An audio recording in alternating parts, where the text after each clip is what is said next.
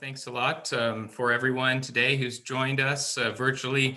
I appreciate your patience as we get rolling. Obviously, we are in this sort of new normal where we have to do things virtually, and we're all sort of learning those steps. So we do appreciate your patience and your time with that. Just to give a kickoff to what's going to happen today is that we're going to be talking about, well, generally the cleanup of historic low-level radioactive waste. That is the Port Hope Area Initiative that's taking place now in Port Hope. We'll talk about some updates in general about what's been going on and what's going to be going on with the project. But we also want to speak to you directly about some proposed changes or potential changes for the PHAI that are the result of us listening to community feedback for the last 2 years, as well as our experience directly in the field of doing this construction work and coming to some conclusions that we will talk about today in depth. Who we have with us today, we have representatives of Canadian Nuclear Laboratories. My name again, Bill Daly, I'm the communications manager, and we have other CNL staff here that Brenda will introduce in terms of speaking order. CNL is the company that is implementing the Port Hope Area Initiative here in town. I'm in Port Hope as we speak. We also have representatives of Atomic Energy Canada Limited. AECL is one of the signatories to the legal agreement that involves the Government of Canada, the Municipality of Port Hope, and the Municipality of Clarington. And AECL provides high-level oversight of the PHAI. We're also pleased to have Mayor Bob Sanderson with us today, who will say some opening remarks shortly, as well as we have a member of the Canadian Nuclear Safety Commission with us, Liana Etier, and the CNSC is the regulator for the PHAI, and Liana is here today in an observer capacity. She'll observe the meeting, but that's strictly her role. Just want to say before I hand it back to Brenda, thanks again to the Port Hope District Chamber for helping and hosting this event tonight. And there will be a lot of information that comes out today, a lot to absorb. So I just want to be clear that yes, we'll have opportunities to answer questions and we want to get through as many as we can today. But the conversation doesn't stop there. We're going to be holding more opportunities similar to this in the near future, as well as you can get in touch with us anytime. We'll do presentations to groups and we'll also talk to you one-on-one and answer your specific questions. Though we are working remotely, we continue to do that. So I just wanted to say thanks to everyone for coming and hope for a good meeting. And back to you, Brenda. Thanks very much. Thank you, Bill. And just to add to it, we are also fortunate to have Mayor Adrian Foster from Clarington with us. As Bill explained, it is sort of a bordering and sharing. So we are pleased to have Mayor Foster here with us as well. It is my responsibility to introduce to you the Mayor of Port Hope, Bob Sanderson. Bob, if you would like to unmute yourself. There you are. I've unmuted and I'm happy to respond. I'm glad it's your responsibility. I expected you to say it's your pleasure, but it'll be your responsibility. Anyway, I do want to say thank you for allowing some participation from the municipality.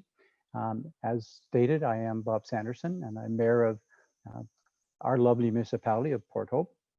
And I know that tonight PHI is going to share some information on this project that's going to be very important.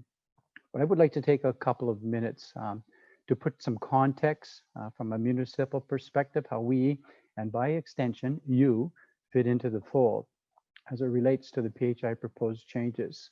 I also want to thank all the participants today. I think, as Bill said, it's going to be very important that we continue to have dialogue and get input from the municipality. And I'm encouraged by the contributions of our property owners, and I'll continue to urge residents and stakeholders to stay engaged in this process and encourage all property owners to participate and support the remediation project. Your feedback is important in order to have a successful completion of the project. We're now 2 years into the construction phase of the initiative, and in considering changes to the criteria, your experience and opinion are important to us, and they need to be documented. The feedback that the PHAI is gathering from you through the current consultation process will help the Canadian Nuclear Safety Commission in their consideration of the deliberations respecting the request for the change in the criteria. Please continue to stay engaged, share your comments with PHAI, tell your neighbors and friends No, I can't. to do the same. Remember that this consultation process is open to every property owner in the municipality, and that's even if your property is not being remediated. There are also many public spaces that will be cleaned up. In addition, to note that this is not just a property issue, it does relate to the housing market, tourism, et cetera. The image of our community is front and center here.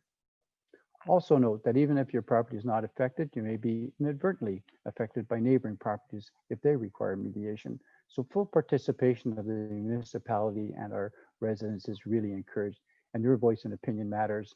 So be sure to share it. Now I'd like to address the question that's been posed by some residents, and that is, what does the municipality think of the project criteria change?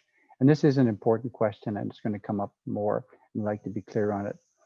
I'll give you the same answer that I've given other community members who've asked this question. The municipality has not objected to this criteria change request. The health and safety of our community is our top priority, and as such, if the new criteria levels are deemed safe by Canada Health, then we will not object to making the change in the agreement. This brings me to my final sort of comment of the evening, and then I'll turn it over to CNL. The municipality is a partner in this project. Because we're a partner, we have a voice in the matter, but we are not the decision maker. We do not have the final say in this matter. We rely on other regulatory agencies and their expertise to guide us through these tough changes. As an example, we look to Canada Health to provide their expertise opinion on how to maintain the health and wellness of our residents as we work through the project. Also, we rely on the Ministry of the Environment, Conservation and Parks to ensure that we are protecting and improving the quality of the environment. And I can assure you that while there are a number of stakeholders involved in this process, there is certainly a collective desire to achieve the best possible outcome for our community, while still recognizing property owner feedback and consideration of the taxpayer. And I'll leave it by you saying this: the Port Hope Area Initiative is and has always been a community-driven project. It was the work of the community advocacy that brought the project to fruition. And now that they're here and the shovel's in the ground, we must not lose sight of the original goal. And that's to clean up the low-level radiation waste, free our municipality of the stigma of any contaminated community, and prioritize the health and well-being of our community. And this is a collaborative effort that we want to fully support, and we work forward and continue to work forward with the agencies and bodies, the ACL and CNL. And with that, I want to thank everybody. I'll be here through the conference or the session, and be happy to, at the end, to field questions that are directed at the municipality. There would be, as Bill has said, continued dialogue. This is a very important area, and it's kind of a time of change after the shovels have been in the ground for a couple of years, to look back and say, well, how are we going to assist and facilitate and make sure the goal of the project is achieved appropriately? So with that, I'll turn back to you, Brenda, and you can carry on from then. Thank you for your help. Thank you, Mayor Sanderson. We appreciate the municipality's involvement, obviously, in this project and the advocacy that you do on behalf of the residents and the businesses and the community itself. We do appreciate that. Just a reminder to everybody, especially those who have entered the room during the mayor's presentation, we are keeping everybody muted. If you have a question, you can type it into the chat as we go so that you don't forget it. The questions will be asked during a Q&A session at the end, and they will be asked in the order that they appear in the chat feature. So you can either enter your question directly into chat, or you can say, I have a question I'd like to ask, and the team from PHAI will keep in order of those notifications or questions being asked. So thank you for that. I'd now like to introduce to you Richard Sexton, who is the president of Atomic Energy of Canada, and he's going to give some remarks from AECL. Well, good evening to you, Brenda, and I wanted to thank you right off the top for supporting this meeting. It's a very important one. Thank you to Mayor Bob Sanders and also Mayor Foster. First of all, I serve as the president and CEO of ACL, and it's the Crown Corporation responsible for the safe delivery of the Port Hope area project, and also the oversight of CNL as they execute that project. I've been with ACL for just under 6 years, and I do have a background in radiation protection and actually running these types of projects before I joined ACL. There's a couple points that I want to make out right off the top. First, Canada, ACL, and CNL have been and remain committed to delivering our cleanup promises that's contained in the agreement. ACL and CNL are committed to safely and responsibly executing those commitments, but always recognizing the community that we operate. We are focused on completing this project in a manner that leaves a positive legacy for the community, for us as ACL, and for Canada. We recognize that the PHA project is a community requested initiative, and together with CNL, we are committed to adapting to the changing needs of the community over time. Today, we're here to discuss the proposed changes to the PHA cleanup criteria. I want to assure you that ACL has carefully reviewed the proposal and is supportive. Our review considered the history of how the current generic cleanup levels were initially established. And I think it's important to recognize that the current levels were established well before ACL, CNL, and the community had an opportunity to fully understand what it actually meant to execute these. The real-life experience gained by the completion of a number of remediation activities in the community at various locations have made it very apparent, I think, to CNL, ACL, and many of the property owners that the application of these generic cleanup levels as currently defined are impractical and are likely to have a significant negative impact on both the natural and built characteristic of the town. This means that many more properties will require cleanup than originally anticipated. Each cleanup will take significantly longer than originally planned. It will involve larger excavations, which means the likely loss of trees. It will also increase the schedule, which means the disruption of the community will last longer than was anticipated. As it stands now, the project has a real potential of causing lasting unintended negative consequences without any measurable or meaningful benefit to the property owners, to the municipalities in terms of reduced health risk, environmental impacts, or final property status. We, along with CNL and PHA, have recently engaged with the regulators, both the CNSC, the Canadian Nuclear Safety Commission, and the MECP. Those discussions have indicated that the new post-cleanup levels, which Scott will talk about, are safe, are protective of both the health and the environment of the community. I've got to tell you, this is critically important to us as ACL. We want to do the job right. What we've come to kind of understand is we believe a Port Hope solution is what's needed. We think what's being proposed will allow for the timely and effective and efficient execution of the commitments laid out in the agreement. What is being proposed is a change in cleanup criteria that will still be protective of human health and continue to uphold Canada's commitment for the remediation in the community to an unrestricted use. We anticipate that the change to the criteria will reduce the time to complete the cleanups on public and private property and reduce the overall schedule, always maintaining our commitment and always protective of the environment and the public. For ACL, our focus is on upholding the legal agreement, protecting the environment, and we believe what's being proposed will achieve all of this and respond to the community's concern regarding the impacts that the project is having on the landscape and tree cover. Finally, I want to just thank again the Chamber of Commerce for hosting this. And I would like to turn it, I think, back to Bill. I think it's coming back to me, Richard. All right, thank you. That's Yes. okay.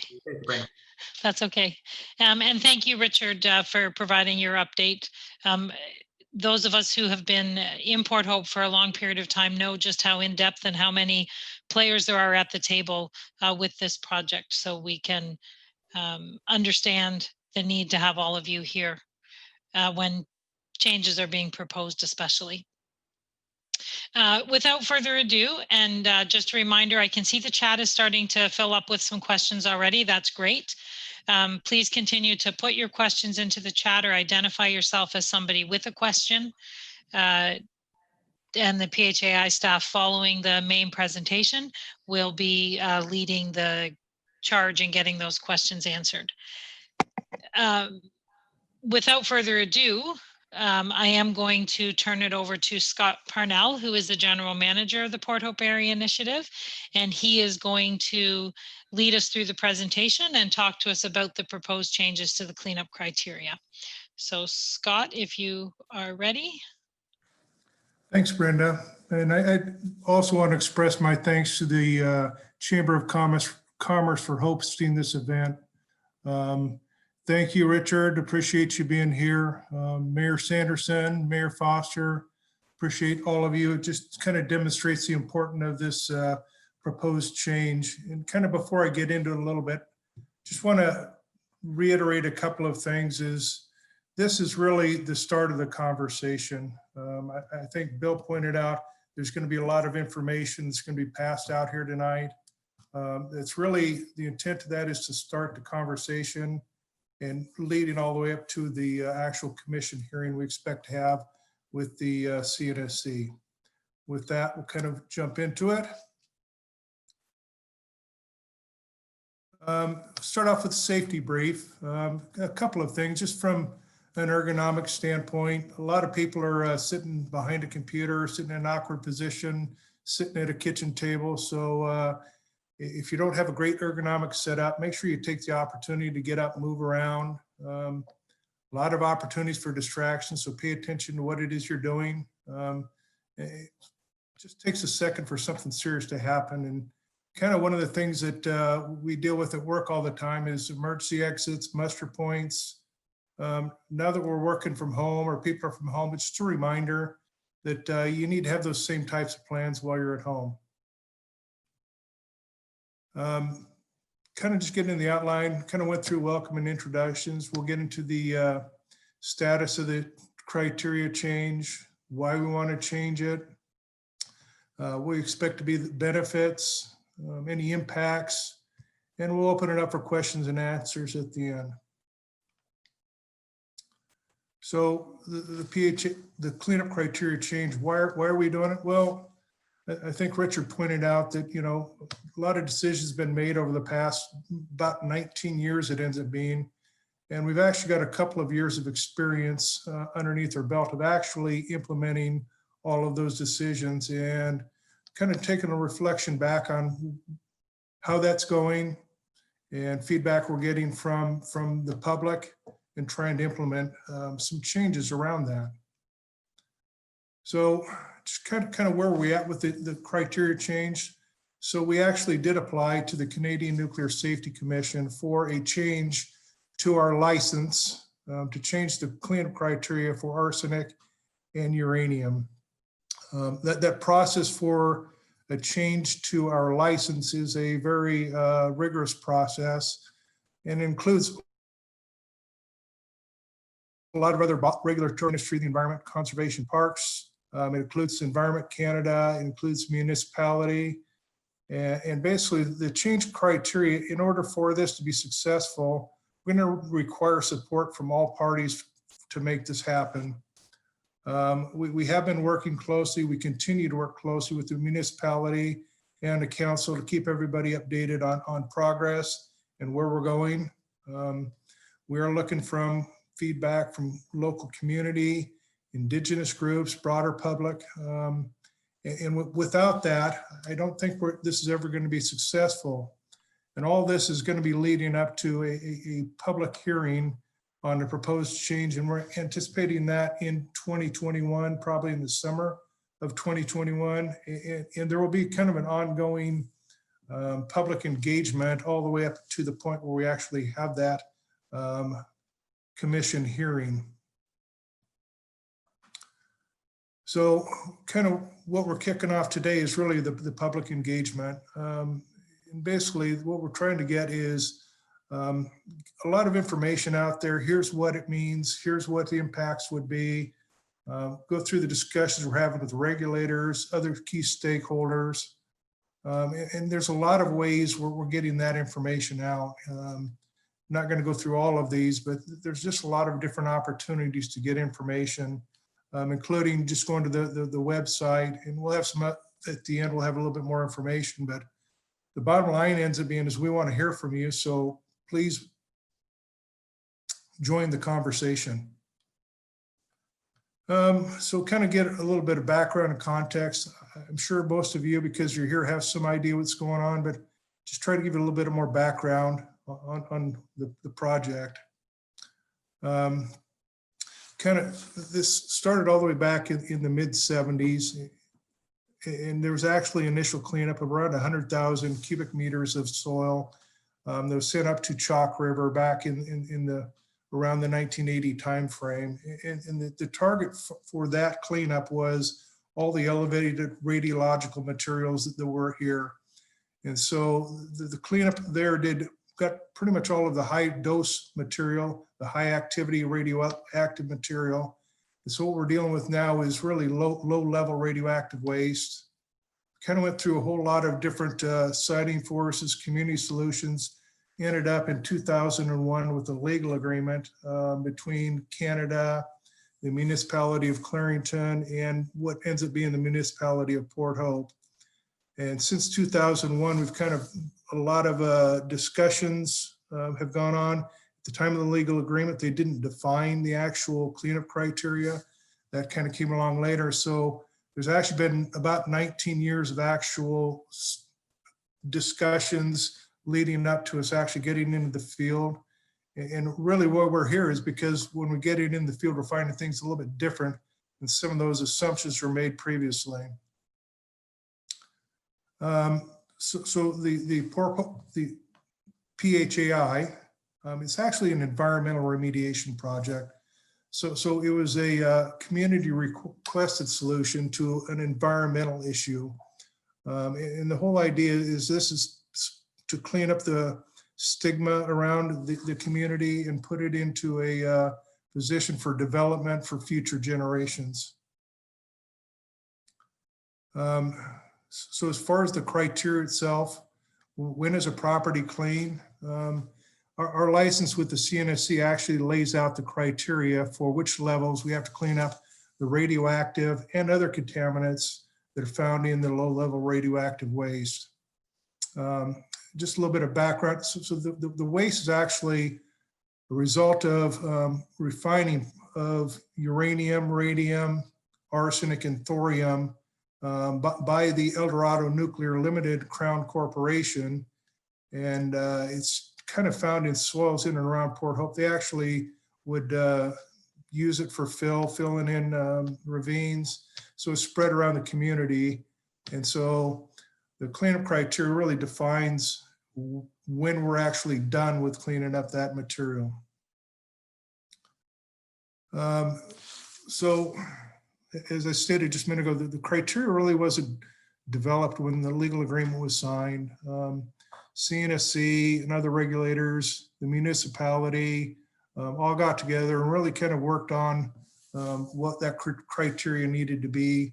It wasn't imposed by the regulator. They were part of the conversation.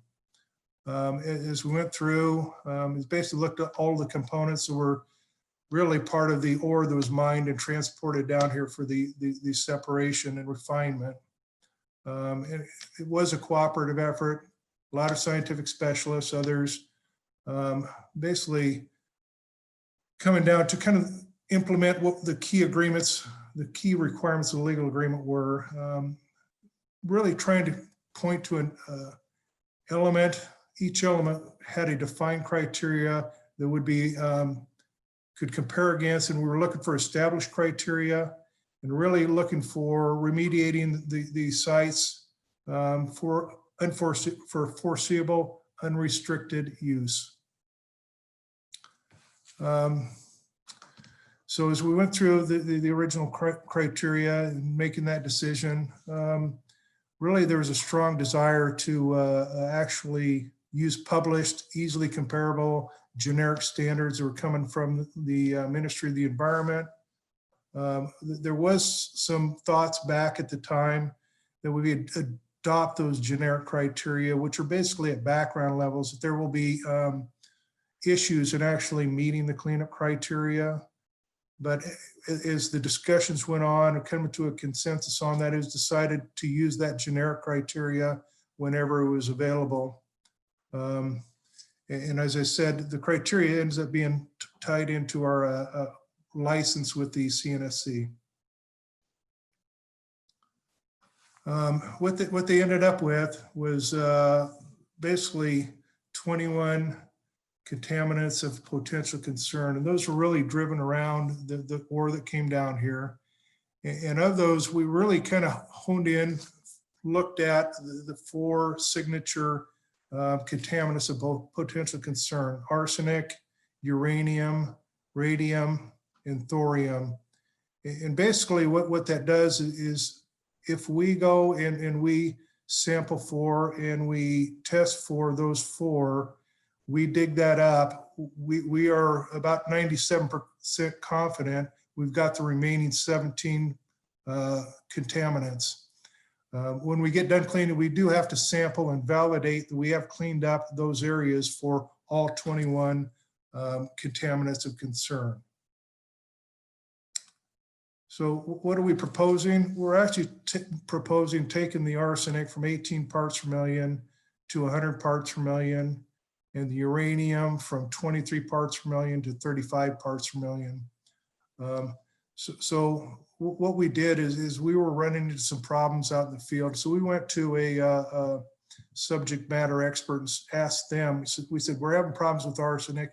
Can you go and look at, see if there's anything else that we could do with arsenic that might help us out on that? And while you're at it, look at uranium too. And so they went through and actually looked at what was going on with arsenic, and they came to us and they proposed a level of 100 parts per million arsenic. So why the cleanup criteria changed? Kind of gets back to this is kind of a lessons learned type thing. So what we found when we got out in the field is it took a long time to actually meet our cleanup criteria when we were working on properties. And what would happen is we'd identify an initial area that would need to be remediated. We'd go in, we'd sample it, and we'd find contaminants that were barely above, typically it was arsenic, just barely above the cleanup criteria. And we'd go and have to excavate some more. We'd have to excavate some more. And basically is what it ended up being is kind of kept growing and growing. So we were tearing down more buildings, more structures, more natural features as a function of that. And we're really close to that 18 part per million level. And so that kind of started the questioning. We also got a lot of questions from community members of, you know, why do we have to do such an intrusive cleanup? Why does it have to be so wide scale? When basically there's a CNSC did a report that concluded there are no adverse effects to human health or the environment because of the waste. And basically that's a messaging we've been putting out for quite a while, is that this is a safe and healthy community. So, as we've gone along, we've gotten a lot more information. We've done a lot of testing and analysis. We have more than 25,000 soil samples to date, and we're not done with the actual characterization yet. We also have a couple of seasons underneath our belt of the construction, and that's really what we ended up seeing is we're chasing things farther than we anticipated. The volumes are getting larger. And basically, the unintended consequence, we're tearing down more trees and buildings and structures than we'd anticipated. So this is a visual to provide. It kind of just lays out a little bit of the difference between the arsenic at between 18 and 100 parts per million, which is the yellow dots, versus the purple dots, which is arsenic over 100 parts per million. A couple of things on that. The actual dots, they actually represent a 4-inch diameter hole. So if we put them to scale on this map, you'd never see them. So they're a lot bigger than they really are, but it's really just a visual to show that between 18 and 100, there's a lot of properties that are there that don't have arsenic over 100. Other thing to keep in mind is there are the other 20 contaminants of concern, which aren't reflected here. So this doesn't show, the purple ones are the only ones we'd remediate, and the yellow ones we wouldn't. It's more complicated that, but it's just trying to provide a visual of the difference between 18 and 100 parts per million from all the soil samples we've taken to date. So this is just kind of a visual. So there's two things we anticipate seeing when we get into a change to the cleanup criteria. One, the amount of material, the size of the remediation will shrink. So this is just a generalization of kind of the difference. And so, if we were here, you can look at all the structures back here, the trees over here that would have to be remediated versus what would be with a proposed change. The other one ends up being is kind of looking at trees. We've done an evaluation of all of the work we've done to date, and we've seen approximately a 60% reduction. We would anticipate about a 60% reduction in the amount of trees that would require to be removed if we changed the criteria from 18 parts per million to 100 parts per million. So significant impact to the kind of the heritage value of the community.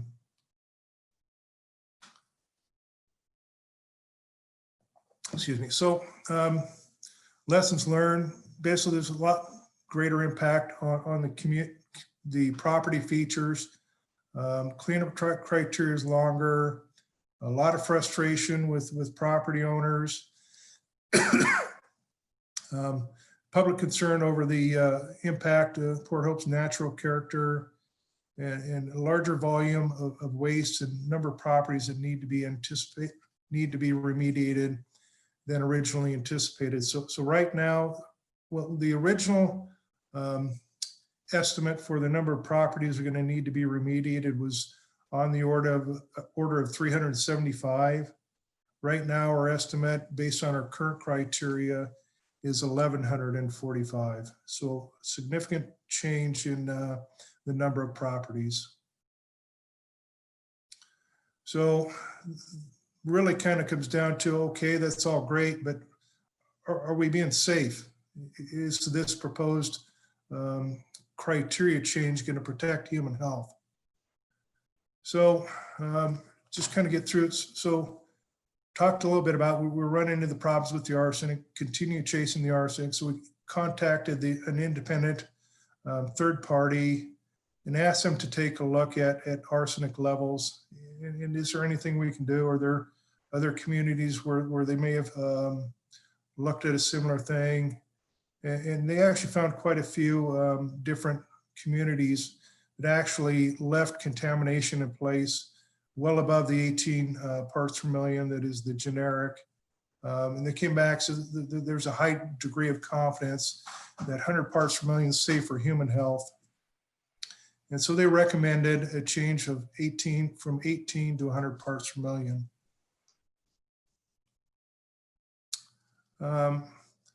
So kind of going through a lot of challenges we're facing with past practices. There are a lot of industrial practices in the past that had lead, they had arsenic and other things.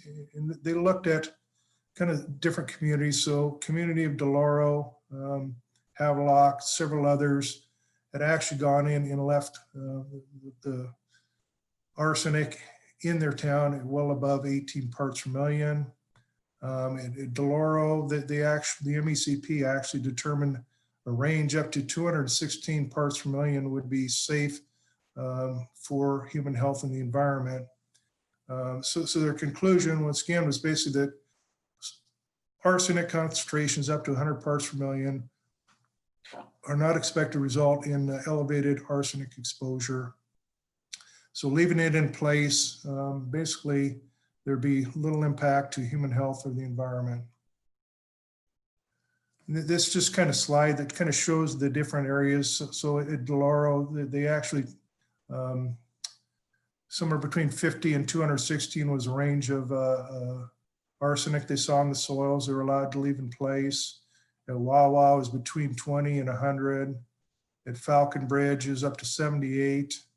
In Balmerton, it's up to 239, and so forth. And just kind of just a little bit of background on the Deloro. The Deloro is about a little bit over an hour away from here, just north of Belleville on Highway 7. So it is a close by community, and it was the community itself that was cleaned up or was determined to leave material in place up to those levels. So as far as the uranium, so back in 2012, we had Cenis take a look at that, and basically they did an exposure risk assessment for soil, ingestion of garden food, kind of looked at a overall risk assessment, and basically came to a conclusion that at 35 parts per million, there's no adverse human health effects from uranium at 35 parts per billion. So back in 2009, CNSC actually went out and pulled a series of studies and looked at over 40 health and epidemiological studies by agencies such as Health Canada. And basically, with all of those studies, they confirmed that there's no increase to health risk to people as a result of operations in the nuclear industry in Port Hope. The subsequent studies commissioned by CNL and AECL really just kind of confirmed that, including the study that were done by Cenis and by Wood and Intrinsic. So basically, we believe that the levels are safe for human health and environment, and we have a lot of things to support that. Did I miss one? No, I didn't, sorry. So we get into a little bit about socioeconomic considerations, and this kind of leads into a little bit on the discussions around unrestricted uses. So kind of the financial factors, the things that are we keep hearing about through the community are of concern, and they should be. Mortgages and refinancing, based on all the feedback we have, is really what the mortgage and refinance companies want is a letter of compliance. And so when we revise, let me rephrase that, if the criteria gets revised, the intent will be you'll still get a compliance letter saying you meet the cleanup criteria for the Port Hope Area Initiative. And that should be what the mortgage companies, refinancing companies are looking for. Land use and permitting, I have a slide on this and kind of go through that in a little bit right after this. but there are a few very limited restrictions that are out there, and we can work through those. And stigma and fear, getting this cleaned up to the levels we're proposing and getting us out of the way and leaving the community in a fashion that leaves a lot more trees is going to be very beneficial. And I think the stigma and fear will go away. So as we get into the restricted land use, there are kind of 2 or 3 things that really kind of drive into whether there's restrictions on land use, and really driven around some brownfields regulations, but really kind of drive around, the property who sells a property. Will he be forced to have a record of site condition, which is a part of the regulation? And can the Ministry of the Environment order me to clean up the property? And the answer to those is unless there is a significant safety issue, if there's a concern of things leaving the property, they would come down and put an order on it. But the levels that we have in the community, they will not come and do that. And as a private property owner, you're not going to be forced to file a record of site condition. So I want to install a pool, and there's a regulation on excess soils, and it has to be sampled. Based on everything we've been told, and we've talked to MECP, and believe they're telling us that basically this is going to be something we flow down, and the contractors that have to do the testing are basically going to spread that cost across all people that they work with. And so there'll be a risk, and they'll just roll that into an overall cost. So an individual property owner will not see excess costs because of a pool or addition. And the last one is commercial or industrial, selling a property or it changes land use. And there are some potential restrictions on that. And we'll be working with those individual property owners, which is on the order of a dozen in the municipality that we would have to work with on that. The cleanup itself, there's a lot of work going on. So just kind of environmental responsibility is really what we're trying to do, is to clean up the historic low-level waste and leave the community in a safe and natural environment when we get done. We do take the responsibility for the stewardship of this seriously, and really kind of pushing forward to get that done safely, compliantly, and with a minimal impact to the community. So we truly believe that the cleanup criteria for arsenic and uranium, in addition to some changes we made to the process we use to verify that we're done, will address the concerns about the length of time it takes to clean up an individual property, and to minimize the impact to those properties as a result of the work that we are doing. Framework and principles. So what we're really aiming for is an environmental protection. So we really don't have a regulatory requirement. And when I say that, what I mean is that there was not an order that was flowed down to us from any regulatory body. So really what is driving this is the legal agreement, and that's where really the PHAI scope is defined at. So those kind of the key things we work to, and it's really driven through the legal agreement. So we kind of get into some of the scopes. So the Port Hope Long-Term Waste Management Facility, basically we're in the process of constructing cell 2B, which is over in the top left. The cells 1 and 3 are pretty much full, and we're currently filling cell 2A. Really the only impact we anticipate seeing relative to a change to the cleanup criteria for the waste management facility ends up being just a little bit less volume. For the Port Hope Harbor and Center Pier, we've been doing a lot of things, getting ready to start work. We actually have a contractor out there, and around the middle of November, we expect to start testing and commissioning of the water treatment plant, gearing up for a full remediation start, dredging start in the spring, and don't anticipate any real impact to cleanup criteria changes down at the harbor. 95 Mill Street, we're actually mobilized over there. Get ready to start in the next couple of weeks with the actual remediation. We do anticipate seeing a few impacts to the area as a result of the proposed cleanup change, and that would basically shallow up the excavation. It keeps out of groundwater a little bit more, so the extent of the excavation won't change much, but the depth should.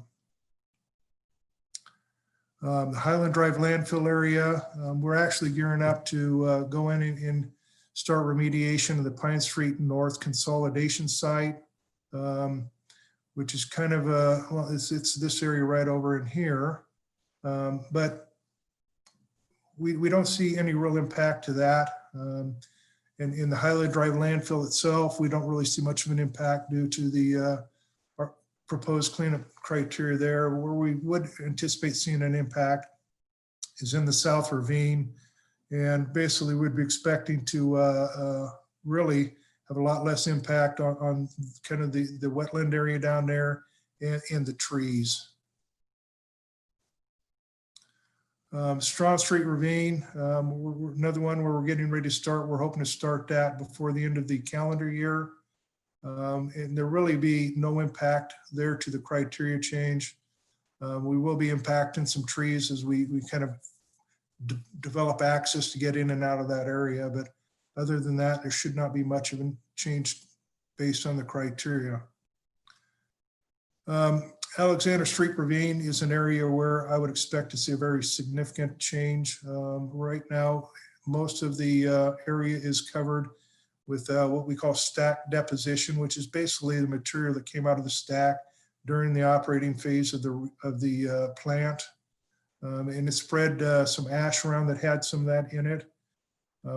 All the boreholes we've seen in that area show arsenic at 25 to 35 parts per million. And there's two small areas that have some low-level radioactive waste we will have to go in and get.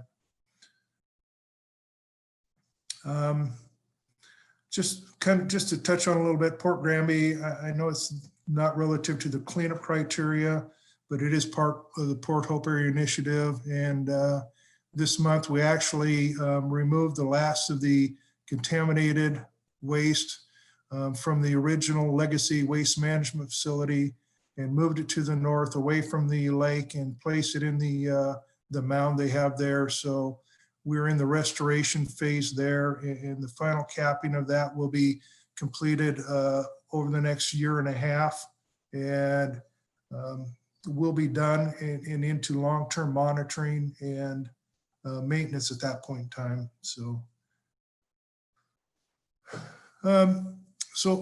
kind of go back, benefits. We believe it'll reduce the length of time and impact on an individual property. Reduce the number of properties requiring remediation. We'll have more properties with compliance letters without significant impact. Reduces the unintended impact on the natural environment of Port Hope. And it's aligned with current industry standards. So where does this take us next? Okay. So kind of going back, we established the cleanup criteria. We did a lot of testing and did a lot of studies. Increasing levels of arsenic pose no additional threat. Then in 2019, we actually made a recommendation to change the cleanup criteria to the CNSC. And they want some changes and things looked at before they actually take it in front of the commission. And one of the things was what we're doing right now is getting a little more stakeholder involvement and getting some buy-in from regulators. And so rest of this year and on into next year, we'll be doing extensive education and engagement, including Indigenous engagement. And that will lead up to a CNSC commission hearing we expect in the summer of 2021. And so as part of that hearing, there's an opportunity for interveners, or basically the public can submit comments on the proposed change at that point in time. And then 60 days after that hearing, we'll actually get a recommendation of where that's at. So between now and the actual hearing, which is we expect in the summer, early summer, there's opportunity for everybody to provide comments. So kind of the overall, we believe the criteria is safe. It's based on scientific evaluation. It aligns with an adaptive management process, which is an industry standard. We are using site-specific information for Port Hope, as opposed to a generic criteria, which is intended to provide a level of reassurance for the entire, all of Ontario. It meets the legal agreement requirement for all current, foreseeable, unrestricted uses. And this is the start of a very strong public engagement process. So we encourage input from you and all of our other stakeholders. So like, we do want to hear from you. If you have comments, you have questions, you can visit the phai.ca. We have a phone number you can get a hold of us. We will have ongoing events where we'll be putting out these type of activities. We'll be doing focus groups. If you want to have one-on-ones with us, we're more than happy to do that. Just give us a call. And with that, I'll just say thank you. And I think it's back to Brenda for opening back up for questions and answers. Thank you very much, Scott. I'm sure that everybody in the room has absorbed something from this process that is about to happen. I know that at some points throughout your presentation, there were questions being typed adamantly and quickly into the chat. I will just remind everybody in the room that we are using the chat for questions. So if you would like to identify yourself as a question asker, when we get to you, we will unmute you. Shernette McCoos, who is also with the communications department with the Port Hope Area Initiative, is going to be facilitating the question and answer portion. So we will turn it over to Shernette. Thanks, Brenda. We do have a number of questions already posed for you, Scott. So a couple of people wanted to know specifically about the schedules for their own property and just kind of if we have schedules for remediation going forward. So we do have schedules going forward, but if you really have questions about your individual property, we have to kind of take that offline, and we'll have those conversations a little bit separately. We can set up one-on-ones with you and we can walk you through what that means to your property. We also have a question about lawsuits. Has anybody filed a lawsuit in particular with regards to the remediation that has already started? No. Okay, short and sweet. There were a couple people who asked about Shooter Street in particular. They identified that as being an area that is going next spring, the next set of remediation. The question is, why not wait and kind of see what happens with the cleanup criteria change, or will the whatever we have agreed to now be honored if the criteria changes? There's a couple of things there. So down on Shooter Street, unfortunately, we got down on Shooter Street in early March of this year and started doing some tree removal and taking some structures down and doing a lot of things down there and that came to an abrupt halt on March 18th, I do believe. Somewhere right around there is the COVID hit. And we actually pulled back and we kind of started working from home for a period of time. So the plan is to move forward with the Shooter Street work in the spring. We will honor the things that we have committed to. We're not expecting to change the cleanup criteria for that. And a lot of these things are just really difficult decisions, but because of the fact we tore down a whole bunch of trees and other things, we started the process. We believe it's the right thing to do to continue with that and make that happen in the spring. Another question is about real estate values. Do we believe that this will impact the value of the real estate if we change the cleanup criteria and leave waste in place? Well, the only way I can state that is basically that as of today, there's no impact to the real estate values of any properties. I shouldn't say any, most properties in the municipality of Port Hope. We actually have a program that tracks that, and we're not seeing a decline in the property values in Port Hope. In fact, they seem to be going up right now.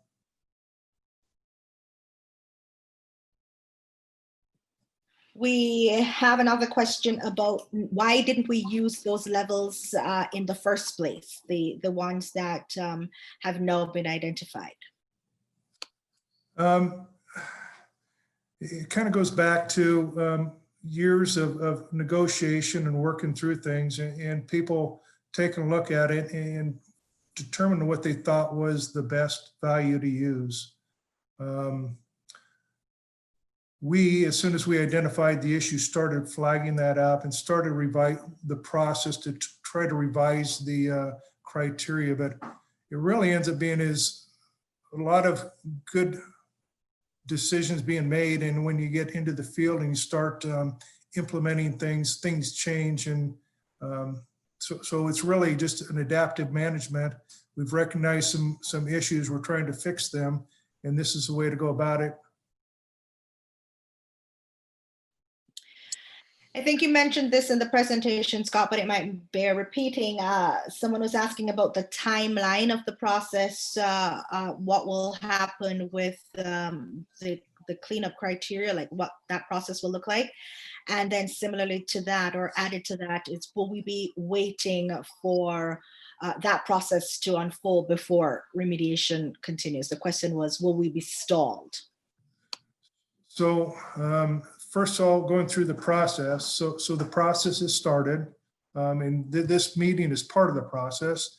And the public interaction will continue through all of this, culminating in a commission hearing this summer. Probably early summer is what we're shooting for.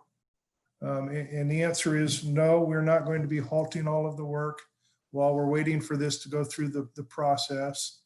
We're going to continue with a lot of activities. We'll be very careful and try to choose properties that are going to be less affected by a change in the cleanup criteria than we would have otherwise.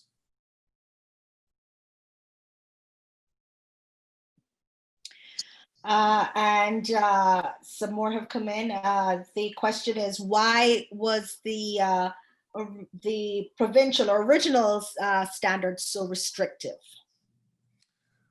So when you talk about the provincial standard is set so it applies across all of Ontario. So anywhere you go in Ontario, that 18 parts per million was determined to be safe. But when you start looking at site-specific criteria, which is what we're looking at here, there's enough variation across all of Ontario.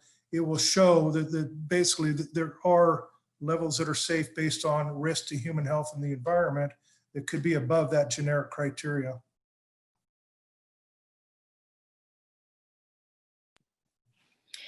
Okay, and there was a question about the mound. Why the capacity there now, is that enough to meet our needs? So the answer to that is yes. When we designed the mound, we had a built-in excess capacity for it, and we keep a close eye on that on a regular basis. And there is sufficient capacity in the mound for the anticipated volume we see today based on our current criteria. Some comments that this change will save us hundreds of thousands of dollars. And then asking the question about safety standards, how do they compare internationally? I'm assuming that refers to the criteria. So the criteria, in looking through across all of Canada, it appears that 100 to 140 parts per million appears to be kind of the threshold where you start seeing some potential impacts. And when you go across kind of internationally, it looks like it may be a little bit more closer to 100. But 100 seems to be very consistent where the very beginning of seeing any type of impact. And will we be informed of safety evaluations for adjoining properties? So properties next door home, will we be told?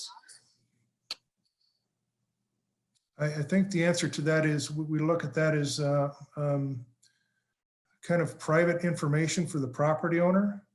And so we will share that with the individual property owner, but the end of the day is we're cleaning up to a specific criteria, and it'll be safe for everybody when we clean up to that criteria. Some more specific things here, Scott. We talked about arsenic in the chart we showed. It had to be below 58 in Balmerton, and we're asking about garden usage in Port Hope. If we're at 100 parts per million, is that safe for using our gardens? Without looking specifically at it, the answer to the question is yes, using in gardens will be safe at 100 parts per million. I do believe it showed the actual values for the garden soils went well above 100 parts per million.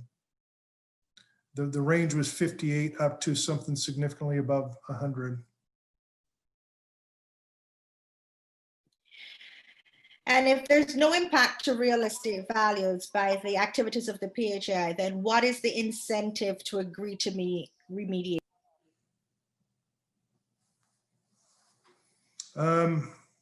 So I think the agreement really drives back to the compliance letter. When the goal of this is to have a compliance letter that says I'm done with remediation, and there's a risk along the line if you do not get that. Somewhere down the line, we will be gone, and if you don't have a compliance letter, there's a potential for an impact at that point.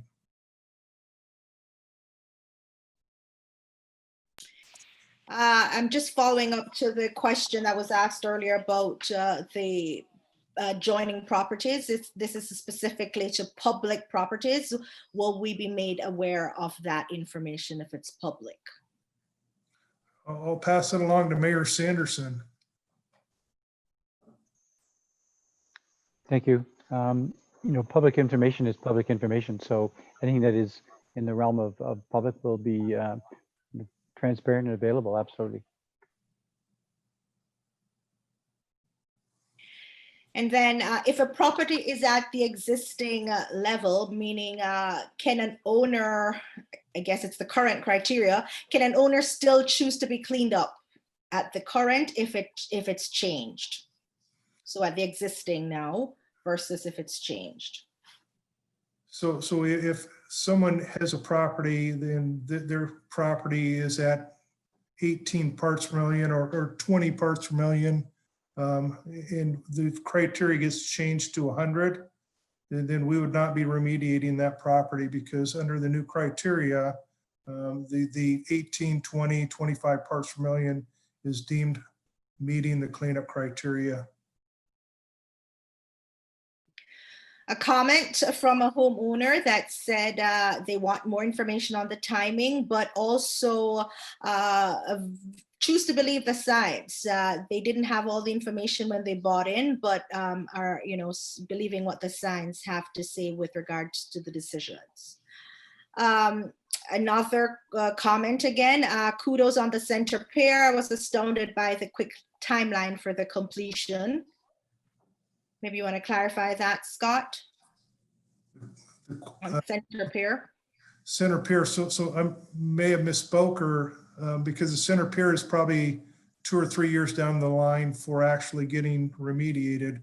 We're getting into doing the commissioning of the water treatment plant for the dredging in the harbor over the next month or two, and really getting into the dredging activities in the spring. I hope that answers the question. Yeah, I think,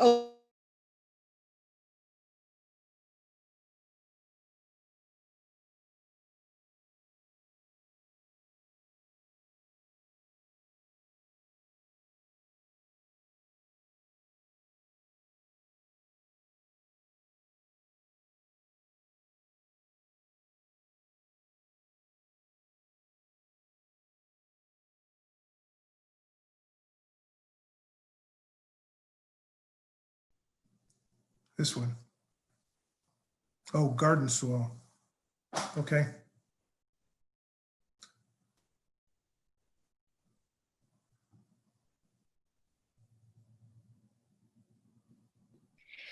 did you have a particular question about that, Lisa? Follow-up question?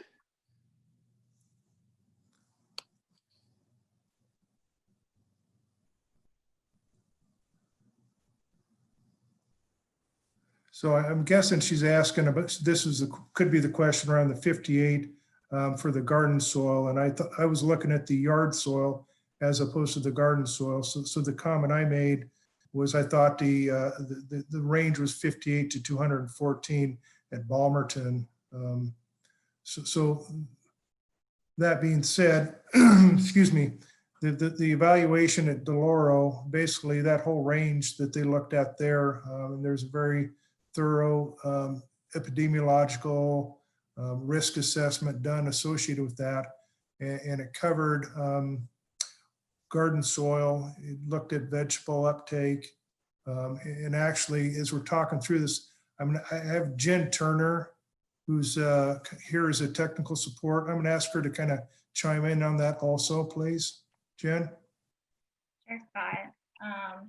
It's a great question, Lisa. So what we look at when we look at these different studies that have been undertaken elsewhere in Canada, around the world, is there are different kinds of arsenic that we find in soil.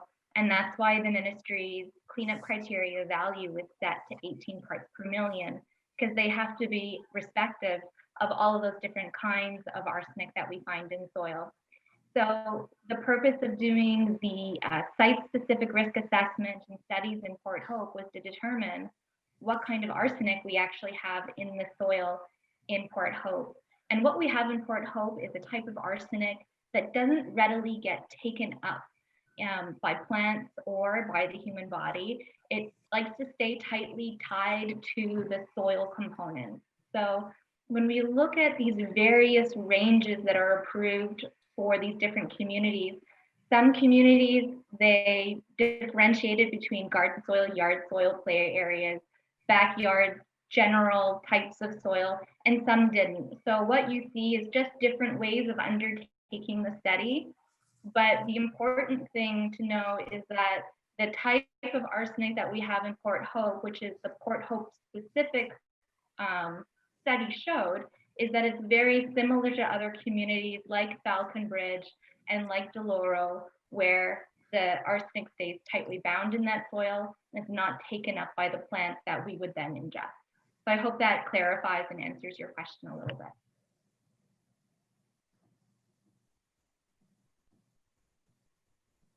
I have another question here. So Lisa, following up, asking about the type of arsenic. She says she teaches geology and is quite familiar with arsenic, I'm assuming. Is that a So question? this type of arsenic, I'm not going to get into those details right now, but there are arsenic that readily dissolves in water, and that's, you know, a little bit more problematic when you look at the uptake into the body, because if it dissolves in water or if it's easily carried by water, then it has a greater bioaccessibility. But when we undertook the type of bioaccessibility studies for Port Hope specifically, the bioaccessibility was relatively low compared to other communities. And that gives us as well a nice safety factor in terms of how our bodies treat, absorb, and excrete the arsenic that's in this community. And we're happy to have that conversation with you, Lisa, offline, where, you know, the technology, the people, the specialists, the SMEs, subject matter experts can have that conversation. I'm hearing something else from John. It seems as though tearing down sheds and garages and remediating under them on Shooter next spring and then raising the criteria levels would be a big waste of money when you can just wait until after the changes have been decided. It could be, and it could be a big waste of time if we just wait and it doesn't happen. So there's no guarantee that this is actually going to change. And so we are having to make decisions on a day-to-day basis on how we approach things. And that same sentiment could be looked at and said, you kind of started the property. It really doesn't matter. Just get in here and take care of it and get out of my way, which is kind of the length of time things take too. So there's a lot of things that go into that.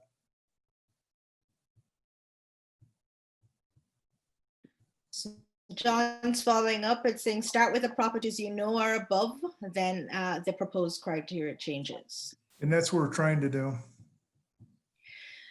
So just to follow up to Lisa and others who might be interested in the specifics of the science, that we're absolutely available to have that discussion offline. We can set up an appointment that's convenient for you to just kind of get into those details, just in the interest of and to just have everybody's questions answered. Fran is saying she's still concerned about the real estate. We have a cleanup underway, and I feel that it would create a backlash if we weaken the process. I don't know how to answer that one, to tell you the truth, because right now, everything we're seeing in the community is the prices are doing well. Properties are selling, and the remediation, I don't expect the remediation will make a difference to that, because we basically demonstrating to the Ministry of the Environment, the CNSC, the regulatory bodies, that what we're doing is leaving the area in a safe manner, safe for human health and the environment.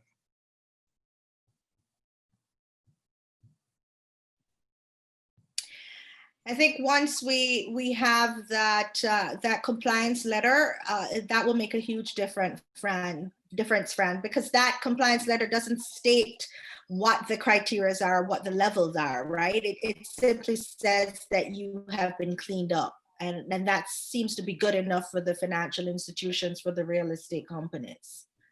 All right, so the takeaways that I've had so far are that if you want specific information on your properties, then feel free to connect with us. We can have that discussion with you.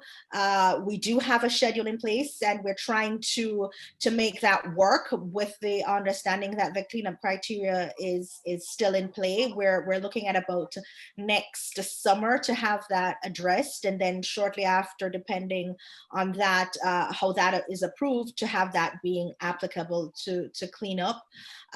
We believe that it's safe. We have had third-party people who have done the studies, who have said that this is safe. There is precedence for that, and we can get into those specifics. There's space in the mound, and we've said that we don't believe there's any negative impact on the real estate market. I have some more questions or comments here. The mayor is aware if there is any role for Canadian Association of Nuclear Host Communities, please let me know. Okay, so Canadian Association of Nuclear Host Communities, that's a facility that or is I available. can speak to that just for a second.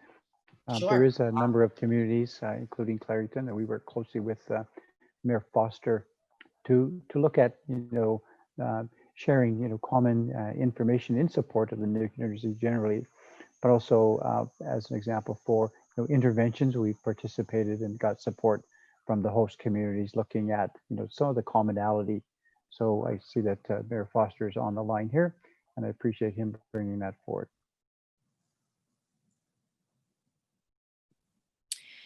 Thank you, Mayor Sanderson. Randy is asking, he wants to build a retaining wall, but needs to know if it's safe to do so now, or should he wait? So we have a construction monitoring program that basically for all of these type of activities, if you contact us as you're building that, we'll provide oversight and monitoring of the work that you're performing and make sure that it's safe. And then another question, fiscally speaking, will the remaining funds to ensure completion be sufficient or adequate to reach the completion goal?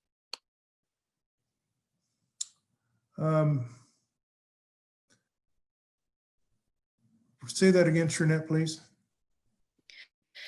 Pretty much asking, do we have enough money to reach our completion goal?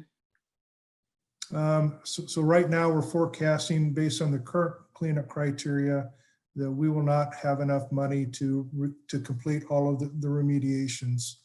A change to the, if the change to the cleanup criteria gets incorporated, we would probably be pretty close to having enough money to meet that criteria, to meet the completion date.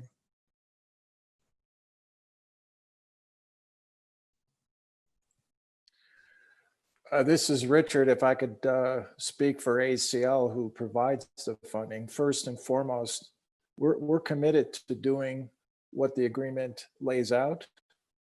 And what I think Scott's presented is something that will allow us to complete the project close to what was originally estimated.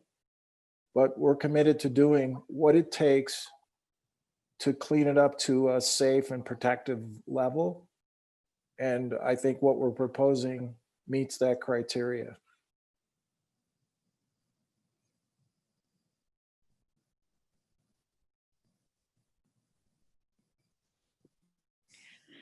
Mark says, thanks. No other questions so far.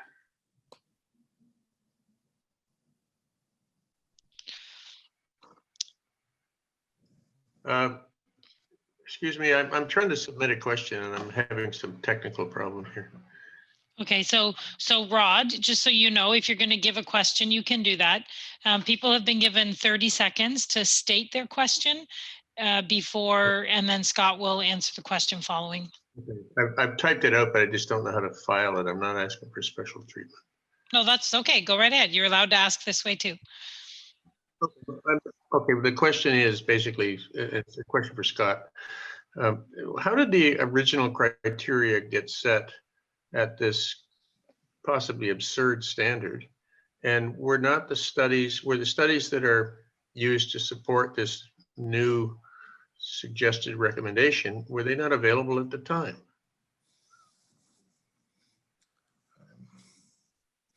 And I'll mute myself. Thank you, So Rod.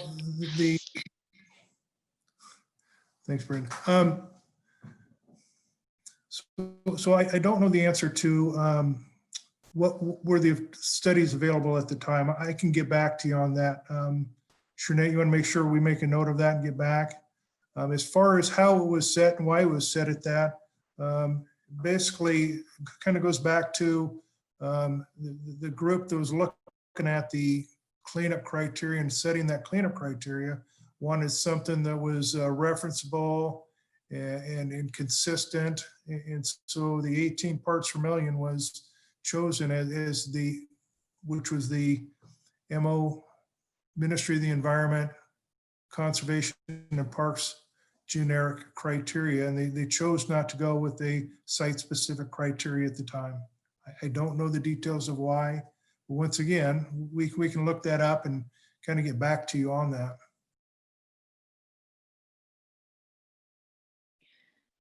We can say specifically that the reports we're referencing were after the cleanup criteria was established, but there would have been several other reports, I'm sure, that would speak to those kinds of contaminants prior to.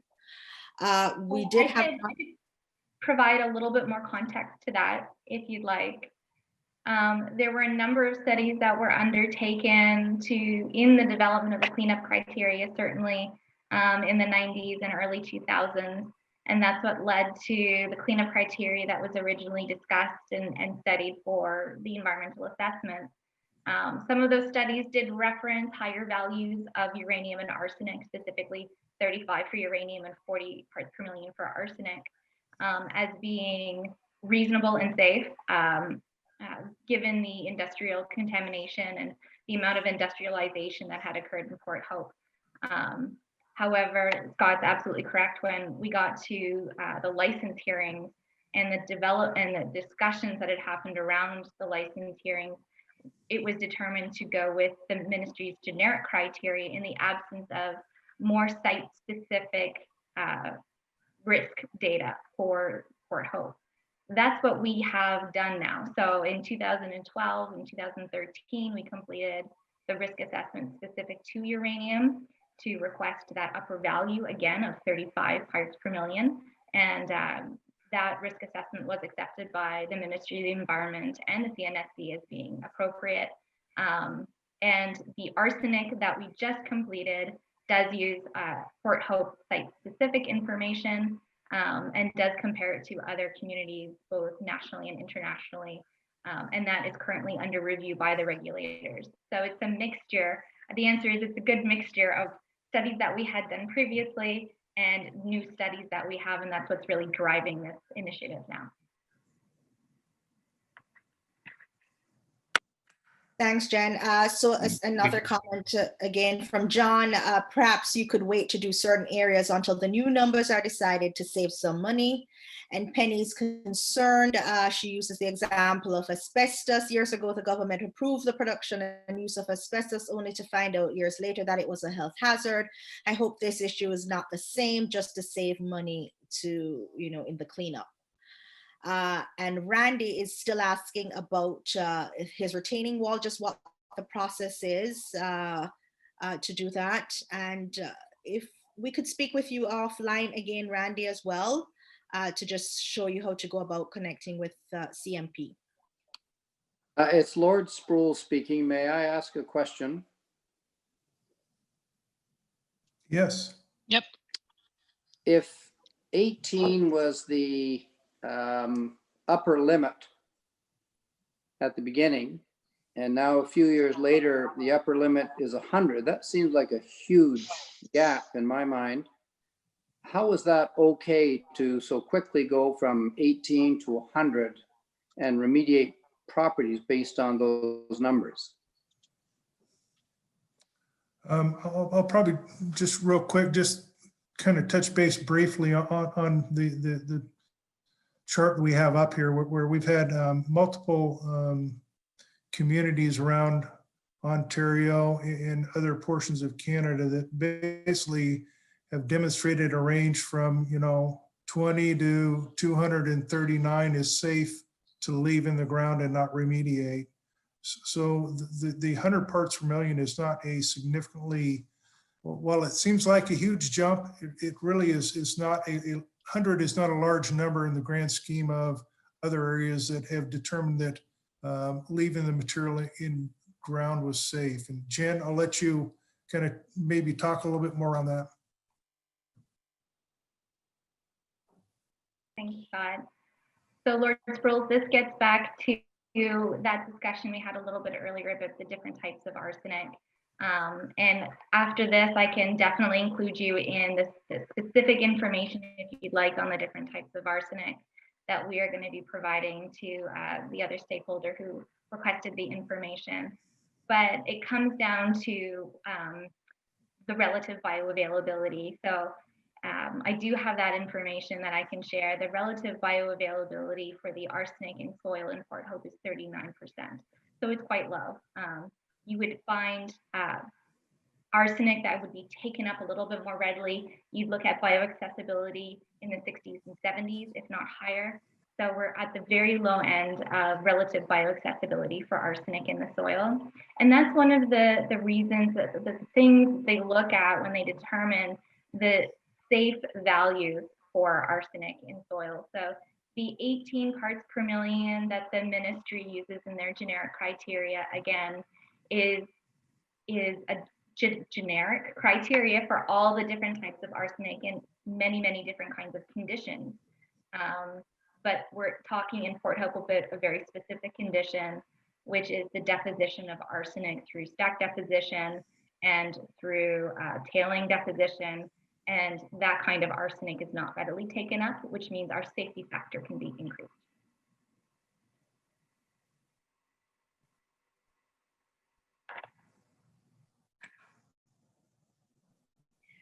Okay, I think I'll turn it back over to you, Brenda.